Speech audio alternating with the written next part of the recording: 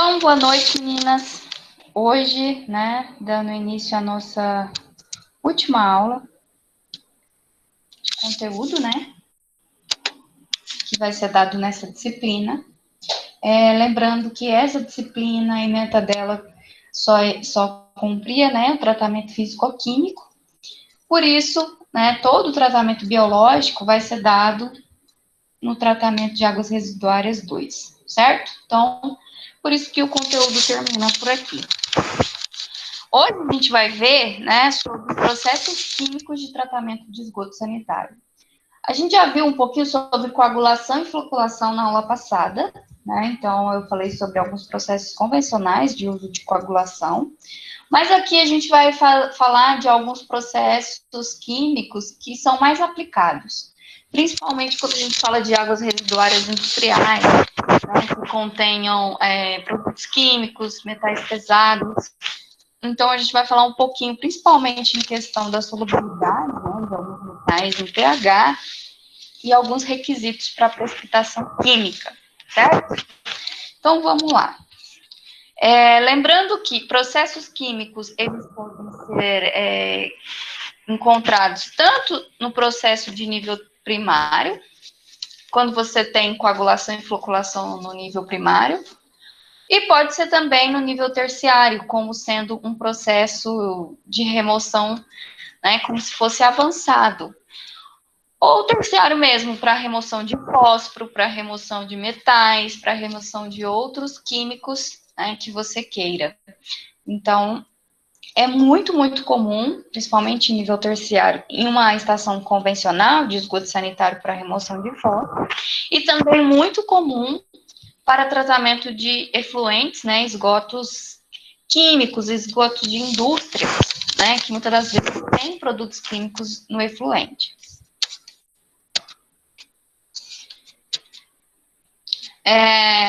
O tratamento químico, ele visa, então, remover. Quando você faz, por exemplo, um processo de coagulação, floculação, remove sólidos suspensos, matéria orgânica, né? Então, se eu uso um tratamento em que eu utilizo, por exemplo, sulfato de alumínio, eu vou estar facilitando boa parte de sólidos que não se sedimentariam naturalmente, formar flocos para poder sedimentar. Então, basicamente, todos esses processos que eu vou falar aqui são feitos através de produtos químicos em unidades de mistura rápida, mistura lenta, sedimentação ou flotação. Só que aqui a gente vai dar ênfase em algumas condições de pH e tipos de coagulantes para, né, remoção de poluentes específicos, por exemplo, nutrientes, metais pesados. Eu posso também fazer na água, não, no esgoto. Por exemplo, acho que esse viagem que eu fiz por último tinha uma estação de tratamento na cidade que ela fazia desinfecção. Por quê? Porque ela ia jogar, lançar isso no rio que ia cair próximo à praia. Então, para que não contamine a água, né, que é balneável, que é utilizada para banho, eles fazem a desinfecção do esgoto. É comum, né, nesses casos. Então, pode-se fazer desinfecção do esgoto? Pode. Então, nesse caso, eu posso usar o cloro, né, como posso utilizar tanto na água quanto no esgoto. E posso utilizar para remover outros compostos tóxicos, né? Se for trabalhar com processos avançados, eu posso trabalhar com processos Fenton, que eu utilizo o peróxido de hidrogênico para oxidar alguns poluentes. Posso fazer uma combinação de ozônio com ultravioleta e promover uma oxidação, um processo oxidativo avançado para remover alguns poluentes específicos, contaminantes, tóxicos, né, e etc.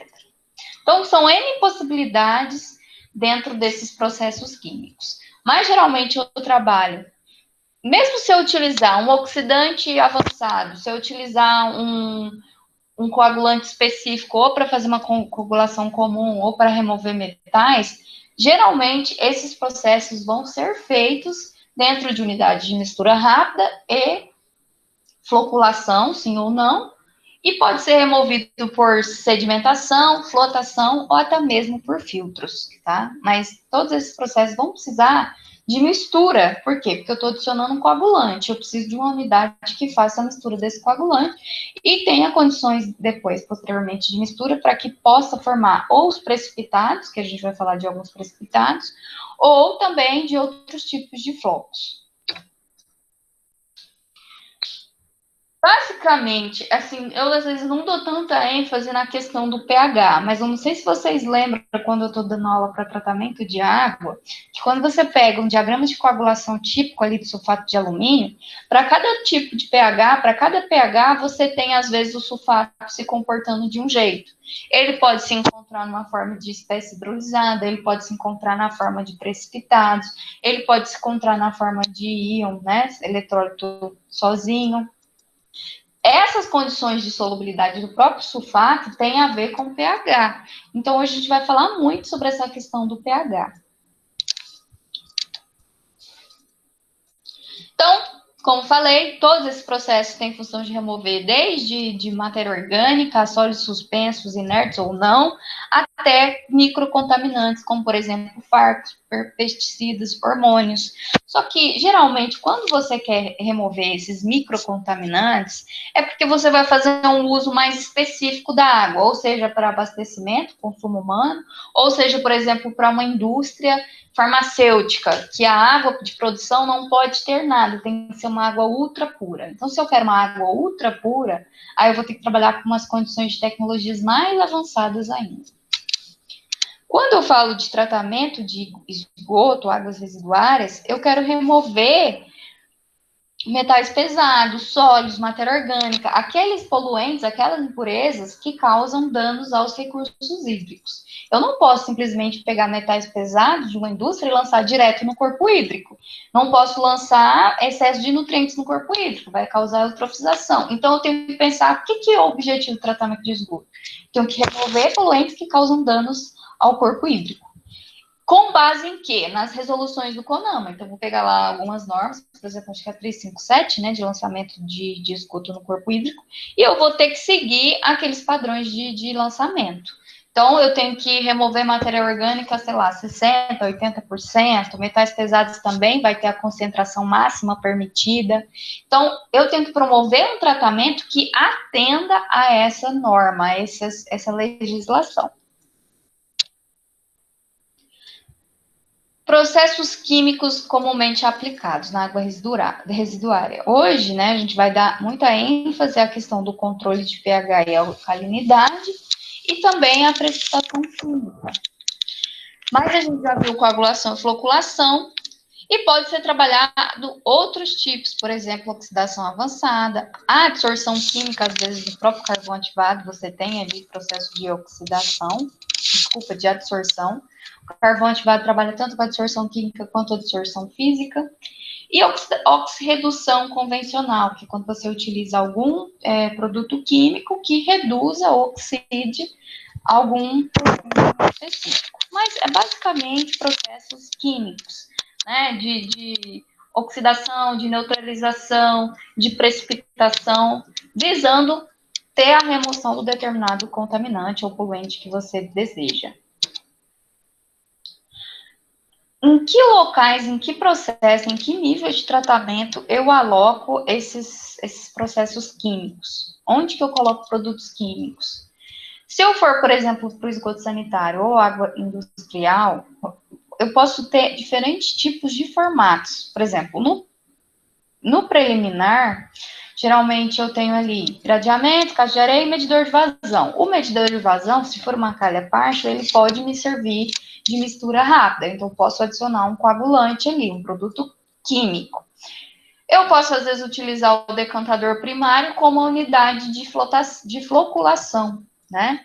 E, posteriormente, na verdade, se o próprio decantador, ele for promover a mistura lenta, ele vai promover a mistura lenta e vai também promover a sedimentação. Então, antes, né, do nível primário, antes do nível secundário, eu posso fazer coagulação, floculação, como eu já tinha falado antes. Pode ser um processo também de oxirredução após o medidor de vazão, e depois disso eu utilizo um decantador. Mas o que vocês têm que ter em mente é, estou utilizando um produto químico que está precipitando, formando precipitados, esses precipitados vão sedimentar, então eu preciso de um decantador posteriormente. Se eu estou também mexendo na solubilidade, neutralização, depende muito do que eu quero, mas geralmente ou estou trabalhando com oxirredução ou com precipitação. Se for precipitação, se formar lodo, digamos assim, preciso sempre, posteriormente, de decantadores. Pode ser após o tratamento biológico, né? Que para esgoto sanitário eu acho que é o mais adequado, mas geralmente esse tipo de tratamento que a gente vai ver hoje são para águas residuárias industriais, tá? Principalmente quando eu falo tipo metais pesados. Não tem metais pesados em concentrações significantes em uma água de cidade, em esgoto urbano, né? Você vai ter numa indústria, né? Se você tem, sei lá, uma indústria têxtil, você tem uma indústria, um curtume que tem metais pesados, algumas indústrias químicas, de modo geral, vão ter poluentes químicos na água.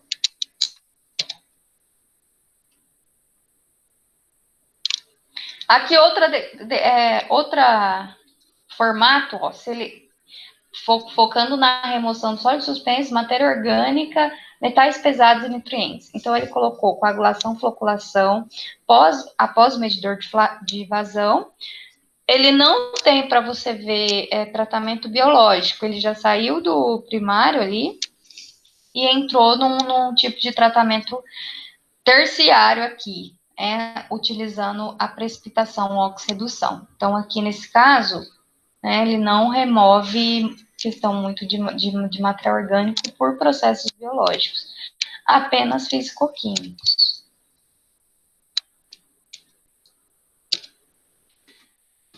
Então, o modelo de estação que você quer é muito em função do que tipo de água que você quer remover. Se você tem muito material orgânico, você vai ter que ter um tratamento biológico. Se você tem pouco material orgânico, mas você tem muito, por exemplo, metais pesados ou outros produtos químicos, você não necessariamente vai precisar de um tratamento biológico, certo? Você vai precisar de um tratamento químico-físico. Quanto ao controle de pH, né, e alcalinidade, o que acontece? Os processos de coagulação, né, seja promovendo a precipitação, a neutralização, ele é muito dependente de pH, porque em determinado pH eu tenho a maior ou menor solubilidade, tanto do poluente que eu quero remover, vamos supor assim, em pH 5, ele é totalmente solúvel na água, mas se eu subir o pH, sei lá, para 9, ele precipita.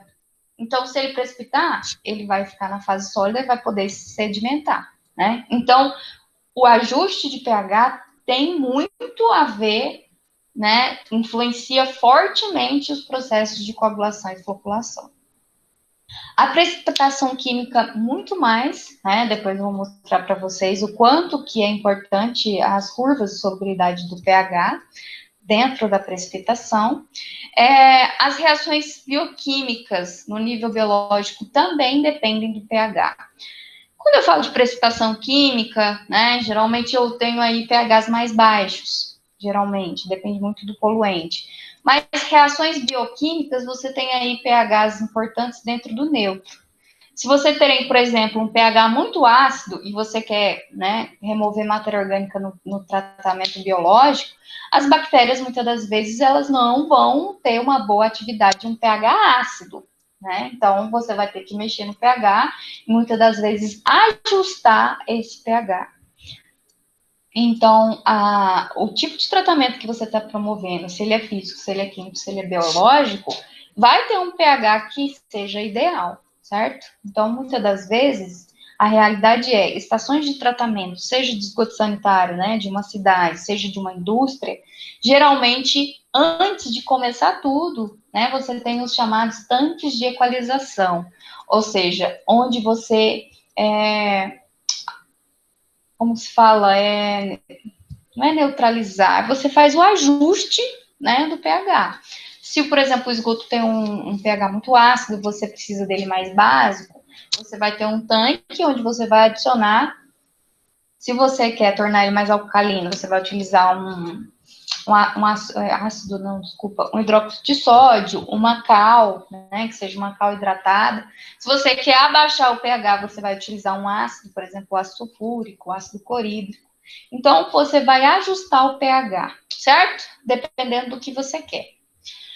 pH da água residuária adequado, por exemplo, se você fala para dispor, né? Terminei o tratamento, quero lançar o esgoto no corpo hídrico. Ele tem que estar com pH entre 6 e 9. Você não pode lançar um pH ácido no corpo hídrico. Você vai alterar o pH e vai matar os peixes, vai desequilibrar o ecossistema. Então, para se manter dentro das águas naturais, você tem que manter aí, no final, um pH entre 6 e 9. Então, pode ser necessário você fazer o ajuste do pH no final do tratamento também. Reações bioquímicas e químicas são bastante dependentes da alcalinidade, que é a capacidade de tampão. Não sei se vocês lembram, mas essa capacidade de tampão tem a ver com algumas substâncias que tem na água. Por exemplo, uma água que é muito rica em bicarbonatos, ou naturalmente ela é rica em bicarbonatos ou carbonatos, ou ela recebeu algum tipo de poluição e é muito rica nisso. Esses tampões que a gente chama, mesmo que eu jogue ácido, às vezes eu vou ter que pôr muito ácido para poder, de fato, ter uma alteração do pH. Porque, às vezes, esses tampões, né, esses que a gente chama de capacidade de tampão, ele está impedindo a acidificação, né, do esgoto ou daquela água residuária que você quer alterar. Então, a capacidade de tampão depende muito do agentes, né, ou substâncias que são naturalmente alcalinas que estão dentro do esgoto ou da água. Que tipo de produto químico a gente utiliza para fazer o ajuste do pH? Né? Que está em águas residuárias, mas pode ser em água dieta, qualquer água, certo? É muito comum se utilizar para elevar o pH óxidos de cálcio, né? Que a gente chama de cal virgem, né? Cal virgem é os óxidos de cálcio. Posso usar também o hidróxido de sódio, né? Ou hidróxido de cálcio. Esses são os mais comuns. E para reduzir, para acidificar, né? Tipo assim, o pH está mais alto, eu quero abaixar. Aí eu tenho que usar um ácido, certo? Porque pHs baixos são ácidos, pHs elevados são alcalinos. Então, sempre o contrário. Quero reduzir, eu vou usar um ácido. Quero elevar, eu vou usar uma substância alcalina. Ácido carbônico, né? Tem muitos estudos que utilizam ácido clorídrico ou ácido sulfúrico. O ácido sulfúrico ele é menos volátil, ele é menos indolor quando comparado ao ácido clorídrico. Mas depende muito, né, do custo-benefício de cada um desses produtos. Mas todos eles são eficientes.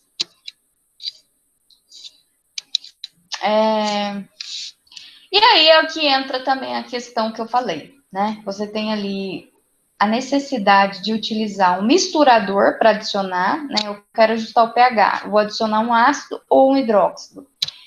Eu preciso de misturá-lo, então vou precisar de um agitador. Geralmente é utilizado para mistura de cal, né? Geralmente em tratamento de água utiliza muito o cal virgem, um agitador mecânico dentro do chamado tanque de equalização.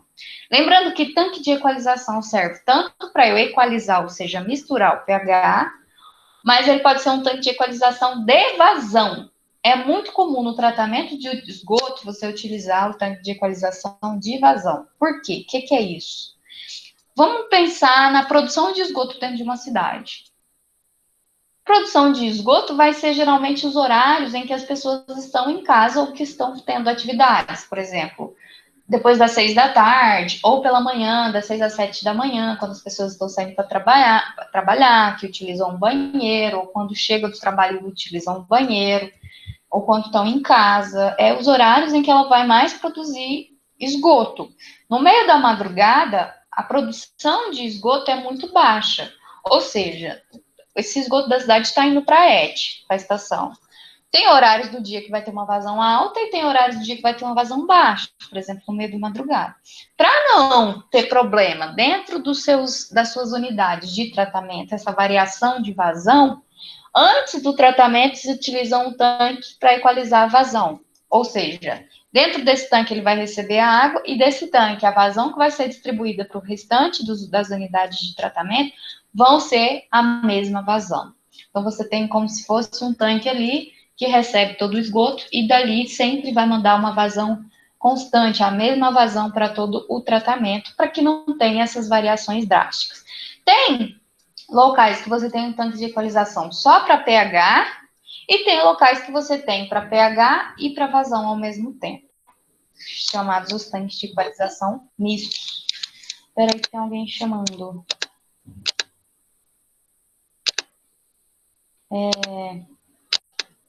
Então, como eu falei, esse tanque de equalização, por exemplo, o pH. Eu quero mandar a água com o mesmo pH para todo o tratamento. Então, tem um tanque onde eu misturo um produto alcalinizante ou ácido para eu ter o pH ideal para depois distribuir.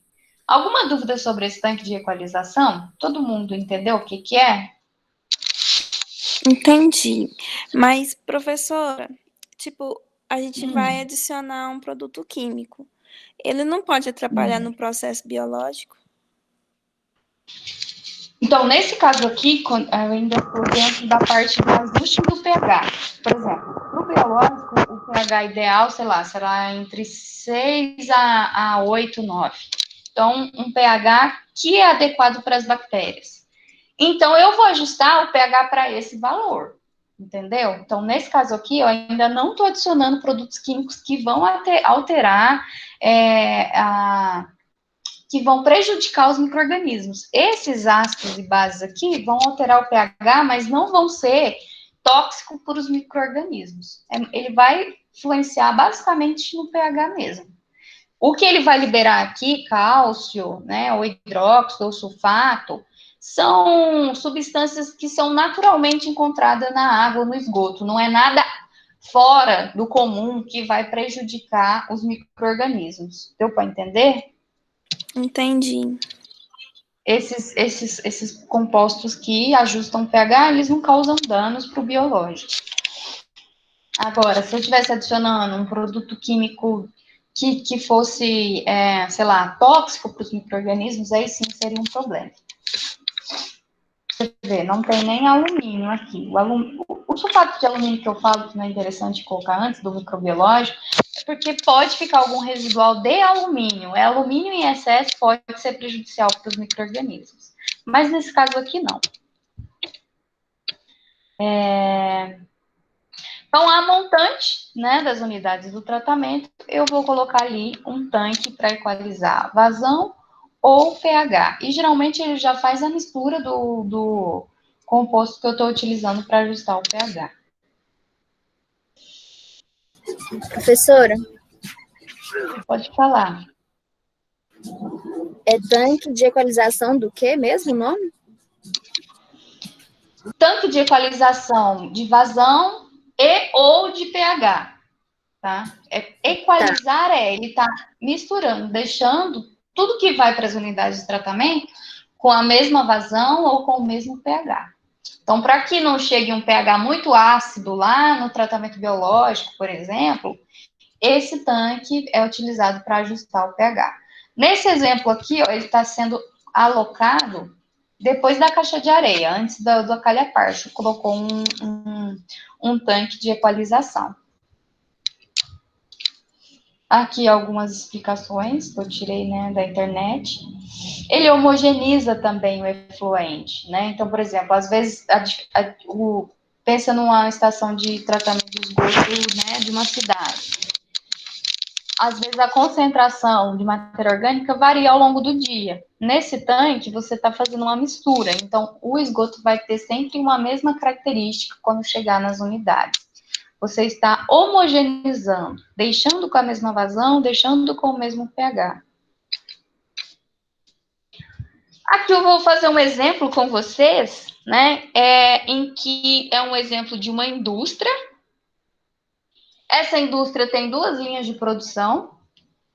Uma linha de produção tem um pH de 5 e a outra um pH de 10. E você quer fazer uma mistura, né, dessas duas águas residuárias antes de mandar para as unidades de tratamento. Então, para que uma hora a unidade de tratamento receba um efluente com pH de 5, outra hora de 10, ele já vai fazer a equalização, vai fazer essa mistura. Nesse exemplo, o que eu quero? Eu quero saber qual vai ser o pH final. Né? Se o pH de uma é 5, o pH da outra é 10, qual vai ser o pH da mistura, dos dois efluentes misturados? Para isso, eu preciso fazer, né, um cálculozinho bem simples, que eu vou fazer aqui com vocês. Prefiro fazer aqui no Word. Tá dando para enxergar bem? Tá no Word? Sim. Tá bom. Então, aqui é o mesmo exemplo, né? Uma água residuária de uma linha de produção vem com pH de 5, a outra com pH de 10. E essas são as vazões, né? 10 metros cúbicos por hora e 10 e 30 metros cúbicos por hora. Ok, primeira coisa. Eu vou utilizar para fazer esse cálculo, né, a equação da mistura, que é uma equação clássica, né, para você achar a concentração da mistura. Que é essa equação aqui, peraí. Essa é a equação da mistura, né? Eu quero saber qual a concentração da mistura quando eu misturar o efluente 1, que tem uma X concentração e uma vazão, com o efluente da linha 2, que tem uma concentração de pH e uma outra vazão. Né? Dividido pela vazão das duas linhas, a soma da vazão das duas linhas. Essa é a equação clássica.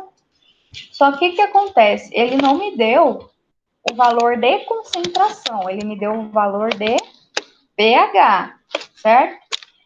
Lembra o que é o pH? É o potencial hidrogeniônico. Nada mais é que ele mede a concentração de íons H+, certo?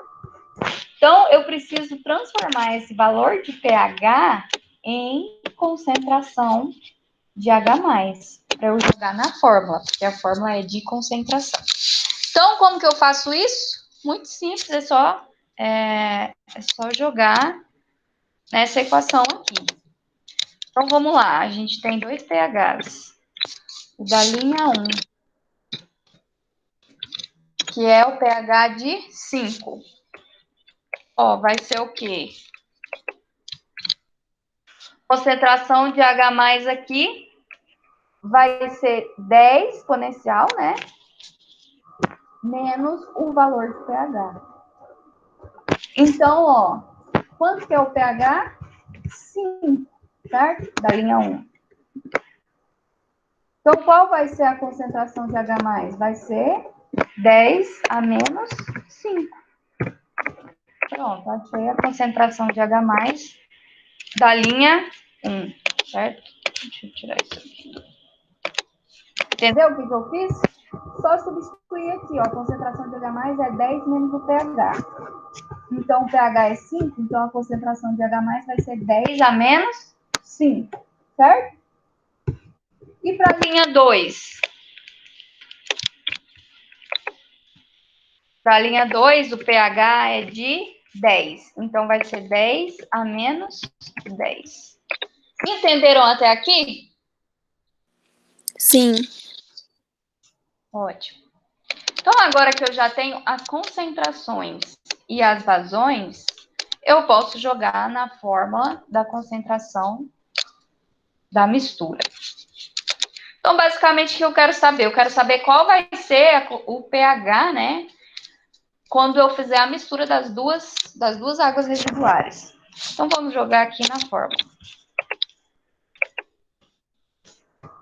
Ó, a concentração da linha 1, que é o C1, vou chamar de C1. Qual que é a concentração? 10 a menos 5, certo? Deixa eu ver se eu copio aqui. Então, vai ser... Ah, não vai dar. Então, vai 10... Não vai dar para pôr exponencial aqui, mas vai ficar assim. Essa é a concentração. Veio uma aqui, no caso, né? Mas eu vou pôr a vazão direto. Qual que é a vazão da linha 1? Vazão da linha 1 é 10 metros cúbicos por hora. Então, O V1 vai ser... Ai, gente, tô fazendo tudo errado. Vou fazer direitinho aqui, substituindo, ó. C1 é 10 a menos 5. V1 é 10 metros cúbicos por hora. O C2, da linha 2, é 10 elevado a menos 10. E o V2, a vazão da linha 2 é 30, né? Deixa eu ver se é isso mesmo. Vazão 30 metros cúbicos por hora. Embaixo vai ser o quê? 10, que é a vazão da linha 1, e 30, que é a vazão da linha 2. Ótimo, agora é só jogar isso aqui na calculadora. Eu não peguei a calculadora. Vocês vão fazendo aí? Eu vou fazendo na calculadora aqui do celular. Lembrando que isso aí é 10 elevado a menos 5. Ou exponencial de menos 5. Então, vai 10 elevado a menos 5 vezes 10 mais 10 elevado a menos 10, né? Vezes 30 dividido por 40. Oxe, não... Peraí que não foi. 10 elevado... Alguém fez? Deu quanto? Não sei se tá certo, mas deu 0,0001. 0, vírgula? Não, Isso. acho que tá errado. Peraí, vou tentar fazer de novo. Tá.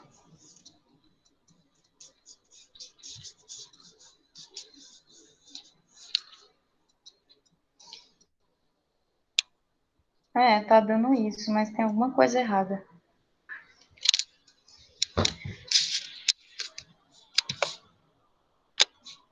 Deixa eu ir lá pegar minha calculadora rapidinho, que eu fiquei aqui no quarto por causa do ar, mas eu já volto, tá?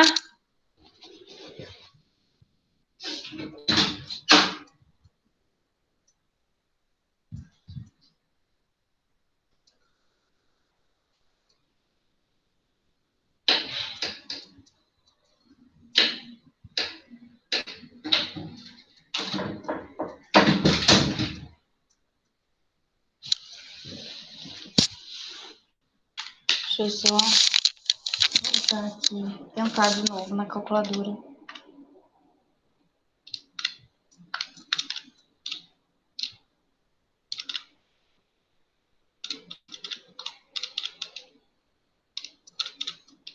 Aí, agora sim, deu 2,5 vezes 10 a menos 6.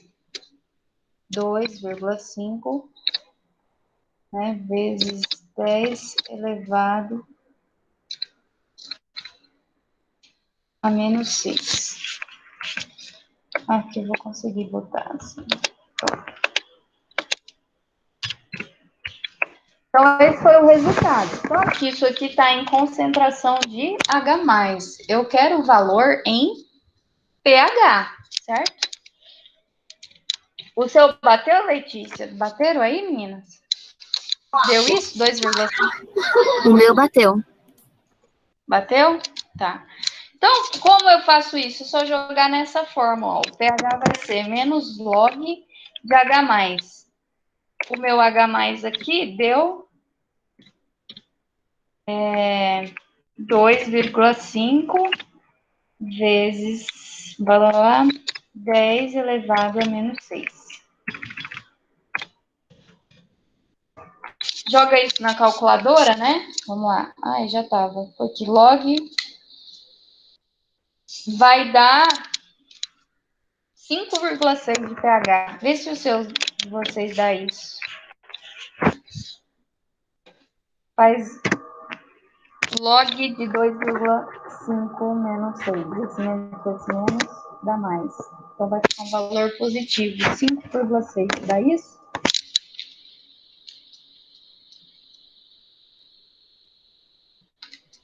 É 5,6. Meu Deus.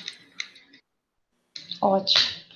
Então, esse é o valor final do pH da mistura, né? Então, o pH pH da mistura vai ser igual a 5,6. Então, essa é a resposta final. Então, aqui, pessoal, era só um exemplo para vocês saberem como que ficaria o pH da mistura. Mas se eu quisesse, por exemplo, saber qual seria a vazão da mistura, imagina que o tanque já está com uma determinada vazão e está chegando outra, você utilizaria essa mesma forma da mistura, concentração da mistura, para saber a vazão. Bom? Aí, outro exemplo, né? Nesse exemplo, eu quero fazer a neutralização. Dentro do tanque de equalização, eu quero neutralizar o pH. Então, de acordo com os ensaios que ele fez, ele descobriu que o pH ideal é 9,5. Então, ele quer deixar o pH que está 7,2 a 9,5. Como que ele faz isso?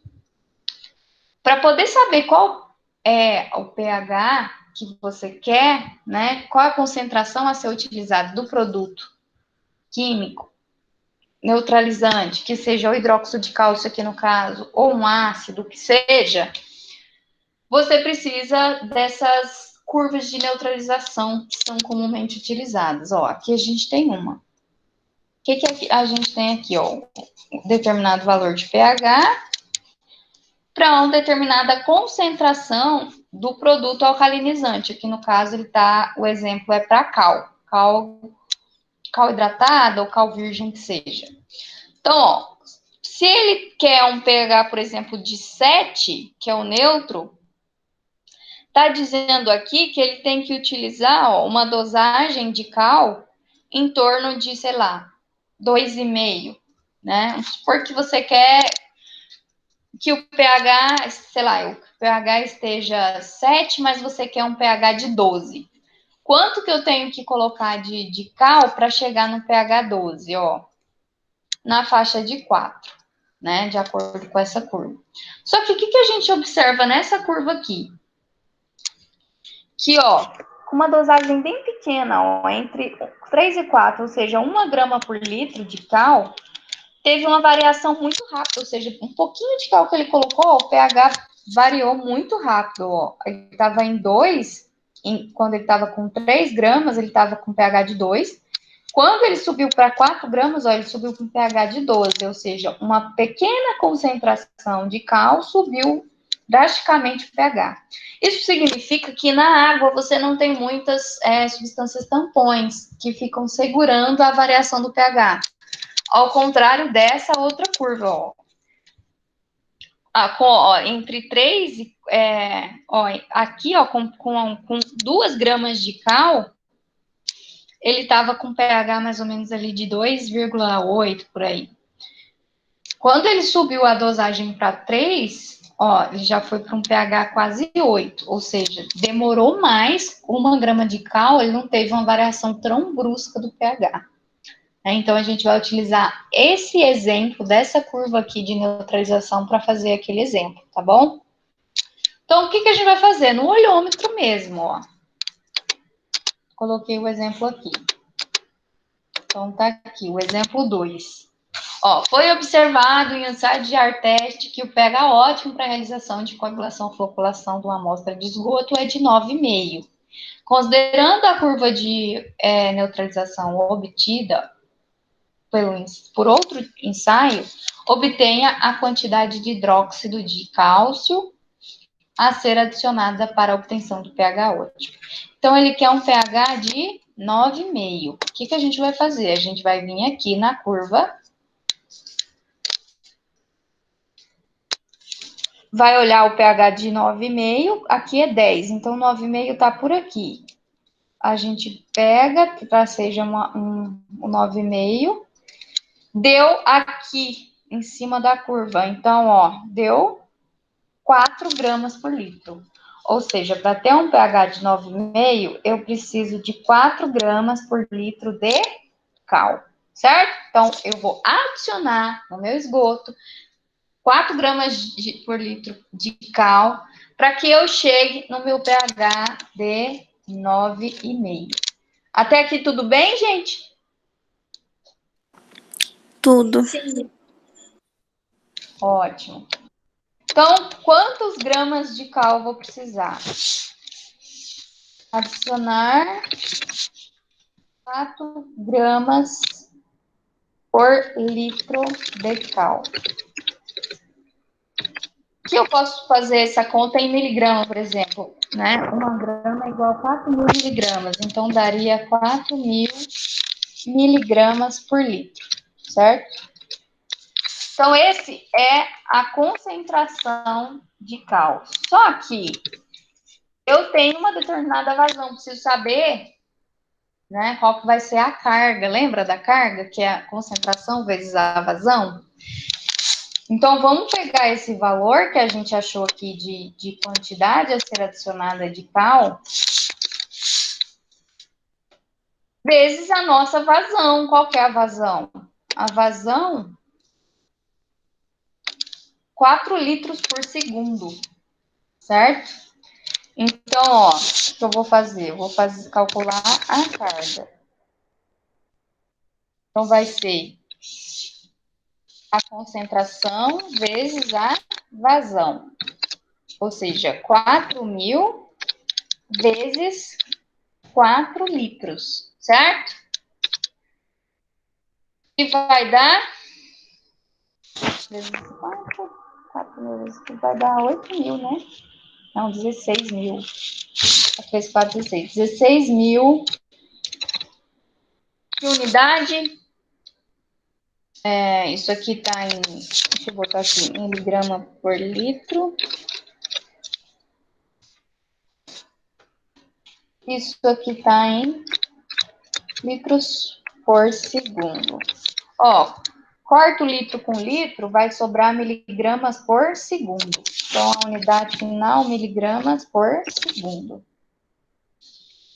Você ainda pode calcular, por exemplo, o volume, né? Só pegar a massa específica do cal e dividir por esse valor.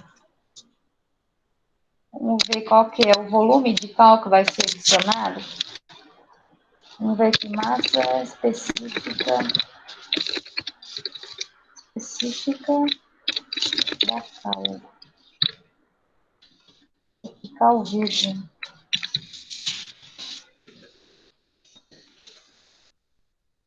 Ó, 1.000 quilos por metro cúbico. Eu coloquei em miligrama. Então, vamos fazer em grama mesmo? Vou deixar aqui 4 gramas por litro, vezes 4 litros por segundo, vai dar... não, vou transformar para quilos, né? Então, vai ser dividido por... Não. Gente, 1 quilo é igual a 1.000 gramas. Então, vai ser dividido por 1.000, né? Dividido por 1.000 gramas. Vai dar 0,004, isso mesmo? 4 dividido por 1.000.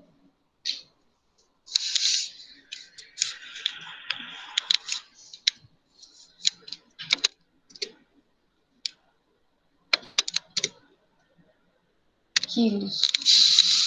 Vocês viram o que eu fiz aqui, gente? Estão entendendo o que eu estou fazendo? Sim, tô entendendo. Transformando em quilo para poder dividir. Vezes 4. Vai dar 0,016 quilos por segundo, certo? Como a massa específica da cal é 1.000, é 1.000 ou 100? 1.000. 1.000 quilos por metro cúbico. Eu pego essa carga que eu achei dividido por 1.000, vai dar...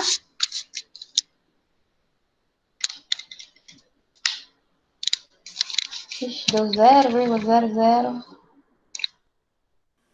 Professora, a Betânia tá querendo entrar. Tá.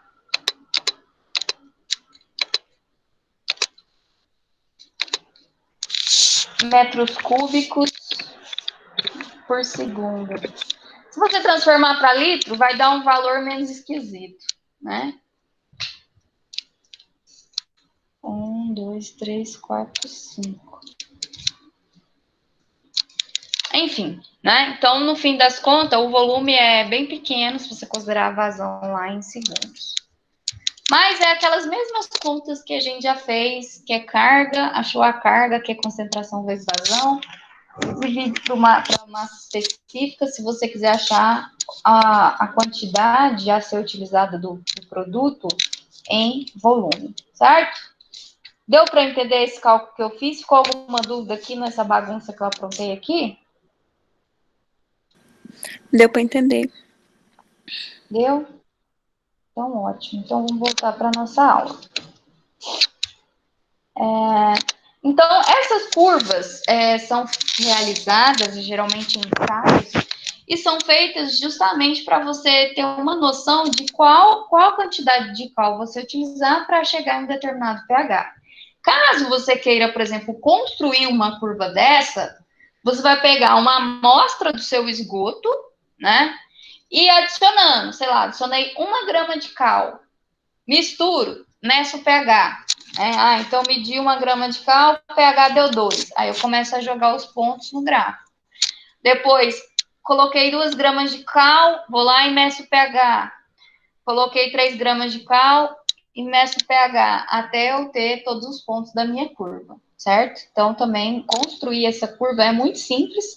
E o adequado é que, para cada estação de tratamento de esgoto, você faça uma curva para o seu próprio esgoto que está sendo tratado.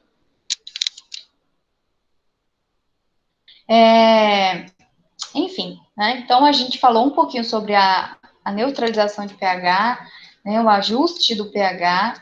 Agora a gente vai falar de precipitação química, né? O que é a precipitação química? Geralmente, às vezes, só de alterar o pH, a precipitação pode acontecer, né? Mas muitas das vezes ela ainda não acontece com eficiência muito boa. Então, é comum que você adicione alguns produtos químicos, alguns agentes que são precipitantes, para precipitar, ou seja, modificar o estado físico. O que é precipitação? Vamos supor que aqui nesse exemplo, ó, o meu poluente é o bário, né? O bário está solúvel na água, ele está dissolvido na água. Se ele está dissolvido, é muito difícil remover, porque ele é um sal, né? A gente viu que para remover um sal, você precisa de uma membrana, um tratamento avançado.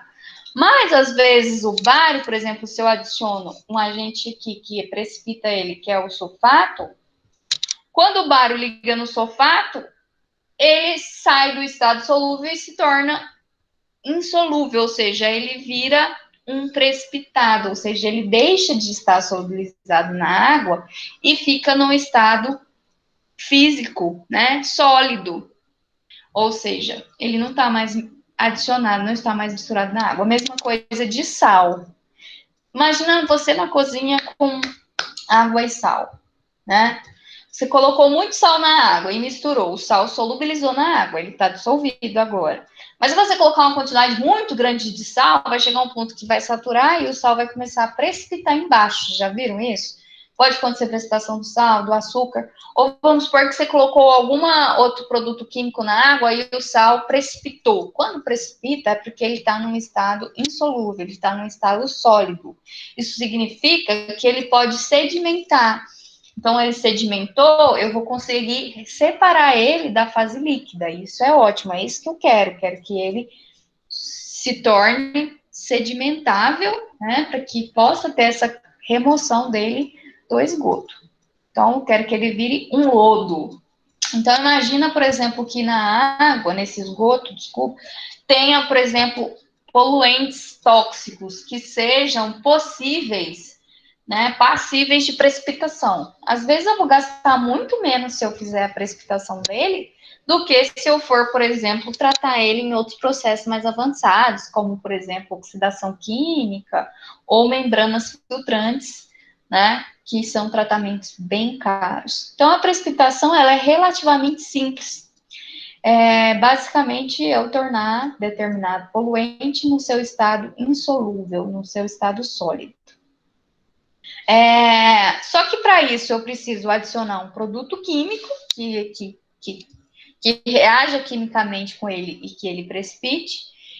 E eu preciso também, e eu tenho uma forte dependência do pH, porque geralmente esses poluentes, esses químicos que estão ali solúveis na água, para determinado pH, ele se torna insolúvel, ou seja, ele precipita com uma melhor eficiência. Então, para isso, a gente tem vários estudos, vários gráficos muito prontamente disponíveis que vão mostrar as curvas de solubilidade para determinados poluentes. Já já eu vou mostrar para vocês.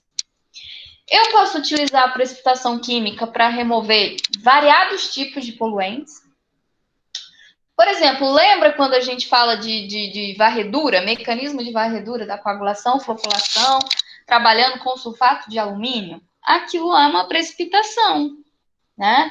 Ou seja, para determinado pH, para determinada condição de mistura, o meu sulfato de alumínio vai estar na forma de precipitado, ou seja,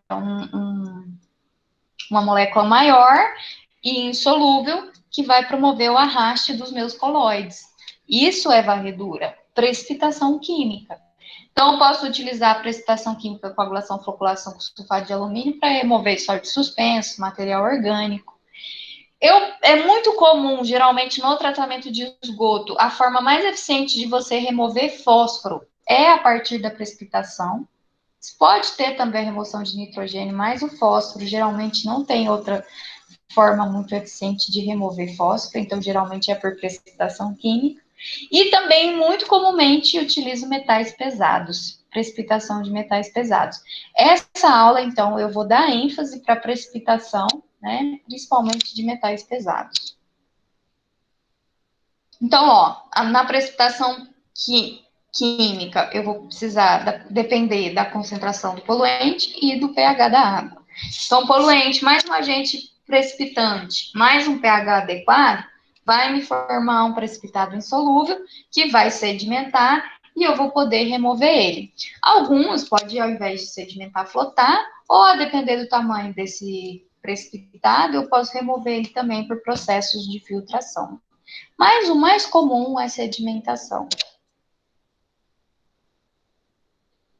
A precipitação química de metais pesados, né, ou de metais de modo geral, é muito comum em águas residuárias de indústrias têxteis, de curtumes, de indústrias químicas, petroquímicas, indústrias de cosméticos não, né, mas deixa eu lembrar agora, indústrias que geram, tipo mineração, tem muito metais pesados, tem muitos tipos de atividades industriais que produzem águas residuárias contendo metais pesados. Geralmente, os agentes precipitantes, né, os coagulantes que eu utilizo para precipitar esses metais, podem ser hidróxidos, né, e também sulfetos. A depender do metal pesado, ele não vai precipitar muito bem com o hidróxido, ele ainda vai remover muito pouco e não vai atender a legislação. Então, o sulfeto, ele se torna mais adequado para alguns metais, tá bom? Se caso, né, você tem metal pesado e material orgânico no mesmo efluente, por exemplo, no curtume tem, né? Curtume vai ter resto de gordura, de pelo animal, sei lá, de proteína animal, e vai ter o metal pesado. Então, nesse caso, você tem que ter muito cuidado para que você depois não atrapalhe o metabolismo microbiológico.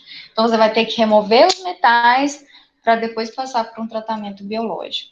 O que acontece? Muitas das vezes, os próprios compostos que já estão na água vão causar um efeito que eles chamam de... como se fosse tamponamento, só que não é esse termo. Agora sumiu da cabeça. Mas, por exemplo, alguns poluentes do próprio efluente pode atrapalhar a precipitação. Então, aí você tem que testar alguns pHs ou outros agentes precipitantes para que isso seja minimizado, tá bom? Lembrando também que o metal pesado, muitas das vezes ele está em um estado que pode ser tóxico ou que não pode. Por exemplo, quando a gente fala do cromo, o cromo hexavalente, ele é tóxico, mas o cromo trivalente não é tóxico.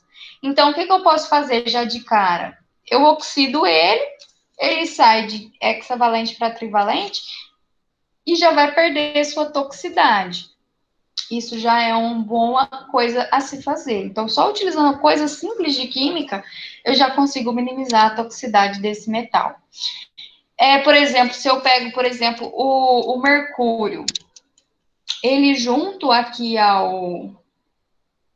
Ai, como é que é o nome disso? Metil, né? Metil de mercúrio, mercúrio metil, sei lá, ele é altamente tóxico. Mas se você pega, por exemplo, o mercúrio ligado ao enxofre, ele não é tóxico. Então, vai depender muito da configuração, né, molecular que está esse metal. Se ele está ligado a uma outra molécula química, ele pode estar ou não tóxico, né? Então, depende muito também do estado de oxidação que ele se encontra ou da forma iônica que ele se encontra. Aqui, gente, é uma curva de solubilidade dos metais na água em função do pH. Essa daqui é ótima, né? Então, olha aqui, ó. Aqui você tem a concentração do metal dissolvido. Então, ó, aqui está 100, praticamente totalmente dissolvido. E aqui ele está na forma mais precipitada, sem dissolver, né? Então, por exemplo, se você pega o cromo, ó. O cromo, em pHs, né? Ó, de 8,5 para baixo, né? Então, ó, no pH 4, 5, 6, 7, ele está na forma solubilizada, ou seja, ele está dissolvido na água. Mas, por exemplo, no pH de 8,5, ele se encontra, né, com uma solubilidade bem menor, ou seja, boa parte dele vai estar precipitada. Só que daí, se eu altero um pouquinho o pH, ó, já vou para 9, vou subindo 10, 11, ele já volta a estar na forma dissolvida. Então, o que esse gráfico está dizendo? Que, ó, para determinados pHs, eu tenho pontos em que esse determinado metal vai ter uma solubilidade menor. E é isso que eu quero. Eu quero que esse metal se torne insolúvel, que ele esteja separado da água, não que ele esteja dissolvido ou solubilizado na água. Eu quero que ele esteja insolúvel para que fique mais fácil de eu removê-lo. Só que muitas das vezes ele está insolúvel, se eu mudar só o pH, ele está insolúvel, mas ainda não tem um tamanho, uma forma suficiente para sedimentar. Então, por isso que muitas das vezes eu ainda vou precisar utilizar um agente precipitante para que ele se torne um precipitado maior e possa ser removido por sedimentação. E aí é o caso dessas outras curvas em que esse metal está ligado a algum agente precipitante. Né? Então, eu utilizei o hidróxido, adicionei hidróxido na água, o hidróxido ligou ao metal pesado, e aqui eu tenho a curva de solubilidade dele. Então, por exemplo, vamos pegar aqui o cromo, né? O hidróxido do cromo aqui. Ó, ele está solúvel, ó, do pHs menores que 8 e pHs, né, maiores que 10. Então, você tem um pH ótimo em que ele se torna insolúvel, que é geralmente esses piquinhos aqui. Então, ó, para o cádmio também entre 8,5 ou 9, acho que isso aqui é um 9. Para o cobre, né, na verdade, o cádmio é esse daqui, com pH entre 11 e 12, ele está menos solúvel na água. Esse daqui é o que? O argênio. O zinco. Vocês conseguiram entender esse gráfico? Então, é uma curva, ó, ele está mais solúvel para cá, em pHs menores que 8. Vamos pegar só um, ó, esse. Do cobre. O cobre, ó, em pHs menores, ó, ele está com uma solubilidade maior. Uma solubilidade maior que 10 menos 3, né? Para um pH maior que 10, ele também volta a subir a sua solubilidade. Então, tem um pH ideal em que ele se torna insolúvel. Então, não adianta eu adicionar um agente precipitante e não mexer no pH, porque o pH também é um fator essencial que vai determinar se aquele poluente vai estar no estado solúvel ou no estado insolúvel. Deu para entender, meninas? Deu. Deu? Qualquer dúvida, vocês falam. Aqui eu utilizando o sulfeto. Lembrando que acho que alguns dos metais, eles não precipitam bem com hidróxido. Então, é comum você utilizar o sulfeto também. Então, o sulfeto vai funcionar bem para esses carinhas aqui, né? Isso aqui acho que é cobre, né? E esse daqui, AG, acho que é argênio, alguma coisa assim. Então, ó, eles tiveram umas curvas de solubilidades menores para pHs acima de 8, né? Esse daqui é acima de 8 a 10, e esse daqui, o argênio, entre 11 e 12 e pouquinho. Então, era só para mostrar para vocês que na literatura vocês vão encontrar muita coisa. Então, se um dia, por exemplo, vocês forem trabalhar numa indústria que produza um esgoto com metal pesado, vocês vão ter onde procurar e ver mais ou menos qual o pH mais adequado, qual uma dosagem e tipo de agente precipitante mais adequado. E aí, com base nisso, vocês vão fazer ensaios de jar teste para ver qual a melhor dosagem e melhor pH para aquele seu efluente. Aqui, ó, eu coloquei, né, o édio, na verdade, alguns metais que preferem o hidróxido ou sulfeto. Por exemplo, cádmio e chumbo. Eles têm uma remoção melhor utilizando sulfeto de sódio. O zinco com hidróxido de cálcio, o mercúrio com sulfeto férrico ou sulfeto de sódio, e o cromo trivalente, porque geralmente o cromo você oxida ele, se ele está hexavalente, você oxida ele para trivalente, para depois fazer a precipitação. Então, geralmente ele precipita bem com hidróxido de sódio ou com hidróxido de cálcio, tá? Esses são alguns mais comuns metais produzidos nas indústrias. E aqui algumas equações da precipitação. Aqui você tem o cromo hexavalente, né? Reagindo com o hidróxido de cálcio. Ele formou ali uma molécula de hidróxido de cromo com uma molécula de sulfato de cálcio, que faz mal nenhum, né? Isso num pH ótimo de 3. O mercúrio, o cloreto de mercúrio reagindo aqui com o sulfeto de sódio. Desculpa, com hidróxido de sódio, né? Você teve aí uma reação química em que você teve o mercúrio aqui na forma, né, ligada ao enxofre, que não é tóxica, e você teve aí uma molécula de sal e uma molécula de água na reação, isso em um pH 8. Ou seja, você pegou o mercúrio, pegou o mercúrio ali altamente tóxico e transformou ele numa forma não tóxica e formou sal e água, que também não é tóxico.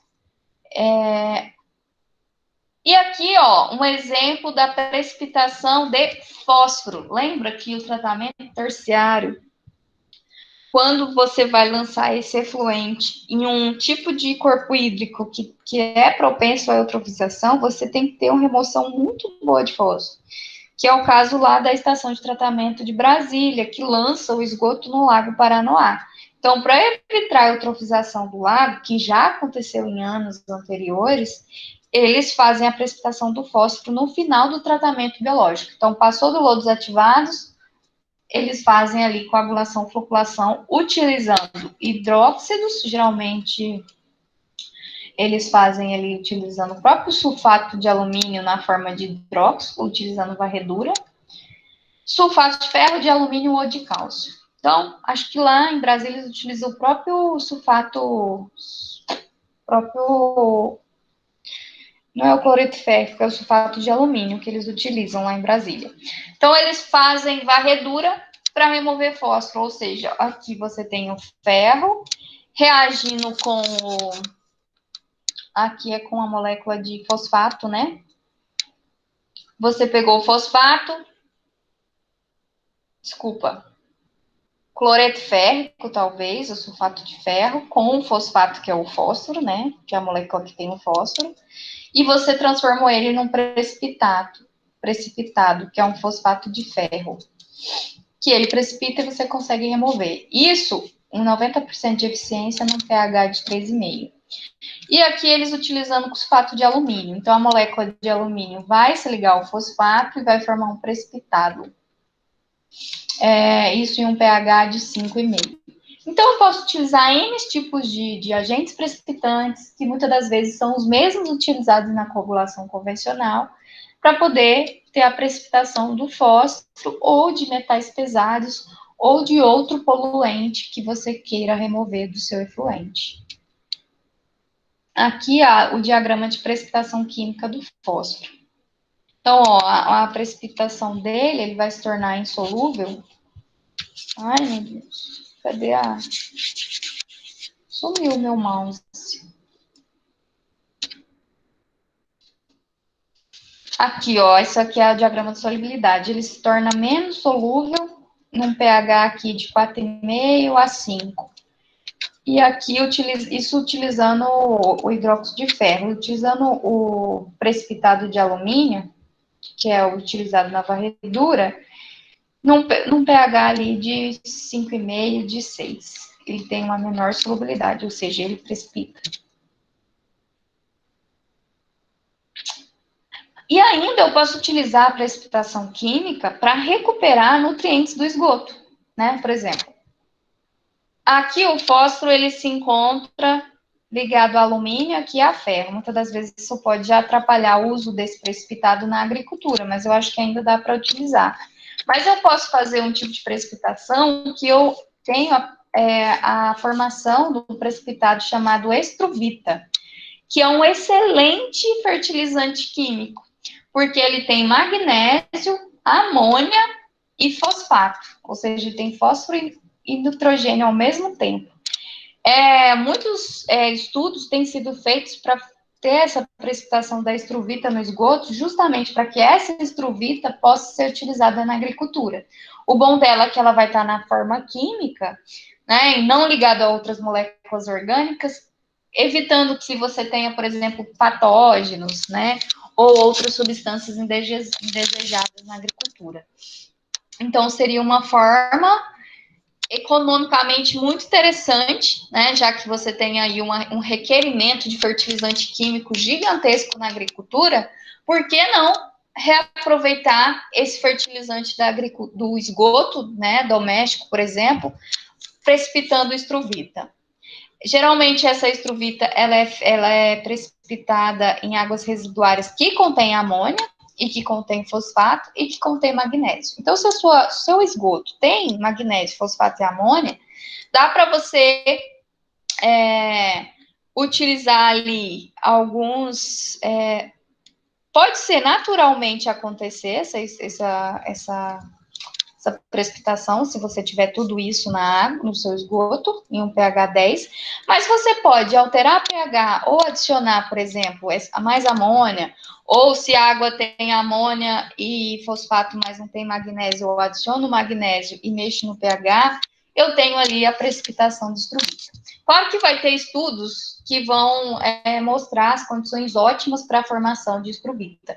Isso vai depender muito se você quer, de fato, formar estruvita para recuperar e utilizar na agricultura.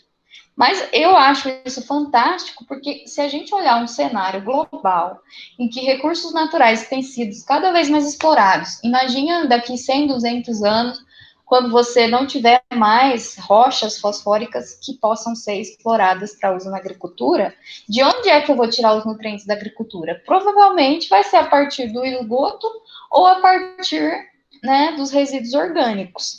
Então, isso é uma tendência que vai se tornar cada vez mais importante no futuro. Não que ela não seja importante agora. Gente, alguma dúvida?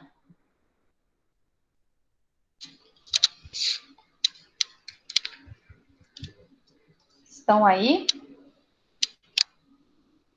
Me assistindo? Professora, Pode falar. Então, a precipitação química, ela recupera os nutrientes pela estruvita? Sim, eu posso utilizar a precipitação química para recuperar, para formar esse precipitado estruvita, e ela é formada por nutrientes. Então, seria sim uma forma de recuperar esses nutrientes do esgoto. Então, se ele está ali no esgoto, ele não é interessante para ser lançado na água, que causa eutrofização, por que não recuperar esses nutrientes para ser utilizado na agricultura, já que a demanda da agricultura é gigantesca, gigantesca mesmo. E eu sou super a favor de recuperar a estruvita ao invés de usar o lodo convencional. Porque o lodo convencional vai ter, às vezes, moléculas de patógenos. Você nem sempre vai poder, por exemplo, usar o lodo de esgoto numa hortaliça ou em determinada cultura. Mas a estruvita, ela é quimicamente pura, né? Então você poderia utilizar em N tipos de cultura. Seria ali um fertilizante químico, né? Isso retirado do esgoto. Então eu acho essencial, inclusive pesquisas que atuem aqui trabalhando com as estruvitas e que outras formas de recuperar nutrientes.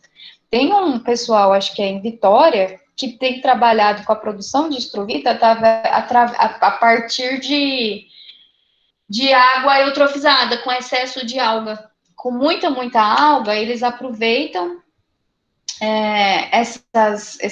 esse efluente contendo alga para gerar estruvita.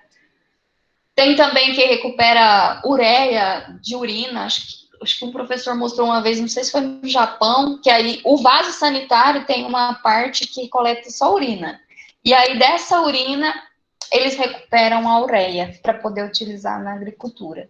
Então são N possibilidades de recuperar os nutrientes do esgoto. Isso é uma tendência do futuro. Tanto é que o livro do Metcalfe, aquele grandão que eu já mostrei para vocês, eu acho, o título dele é de recuperação de recursos e nutrientes do esgoto, né? Como se você também trabalhar, por exemplo, com tratamento biológico anaeróbio, você vai ter produção de metano, você pode reaproveitar o metano para gerar energia.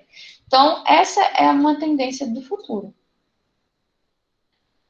Alguma dúvida, gente?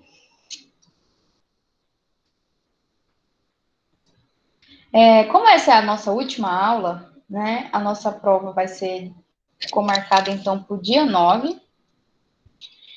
Depois eu vou corrigir, né? E provavelmente, se alguém ficar de recuperação, vou ter que marcar uma data para recuperação, que vai ter que ser mais antes do dia 27, provavelmente, porque acho que dia 27 encerra.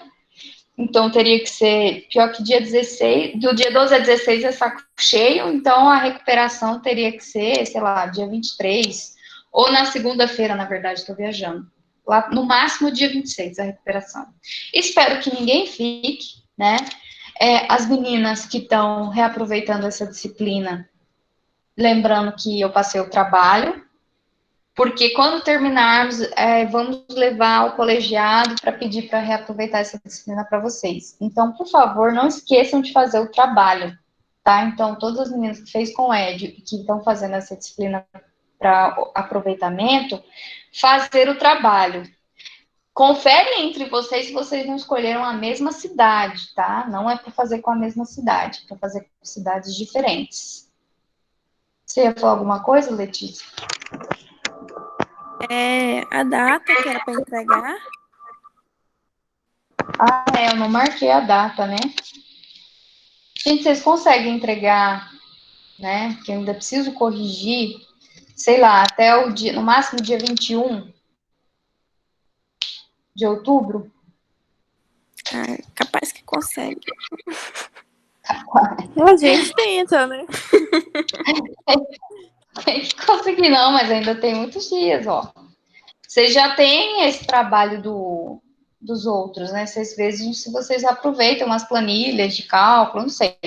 Mas o que eu quero que vocês me entregam é o memorial descritivo, descrevendo cada unidade, então, calha parcho, para que ela serve, quais as dimensões dela, né, qual vazão que está recebendo, se vocês escolheram um decantador, qual o tamanho do decantador, quais as dimensões dele, qual que é a função dele, o que ele remove. Esse é o memorial descritivo.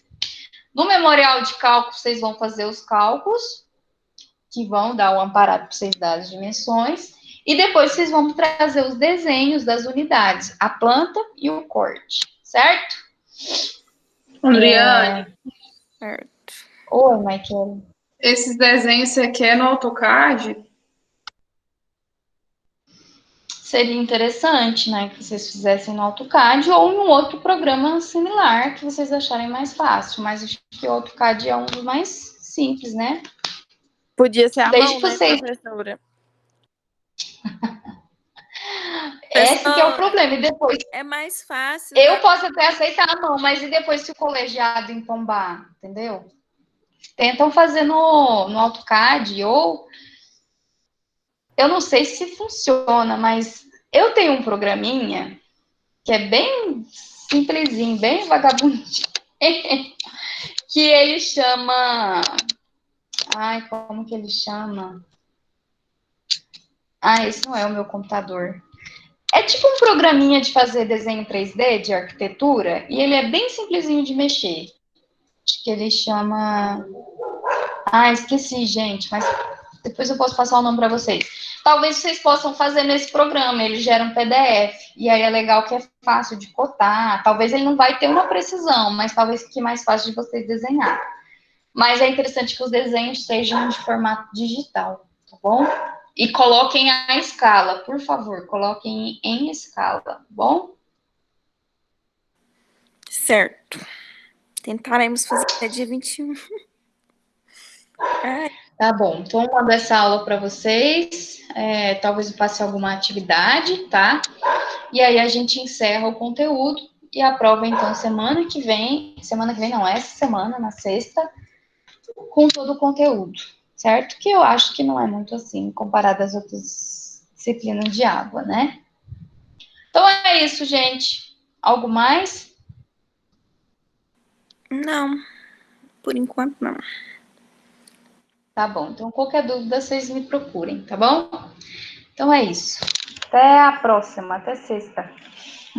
Boa noite. Até. Tchauzinho.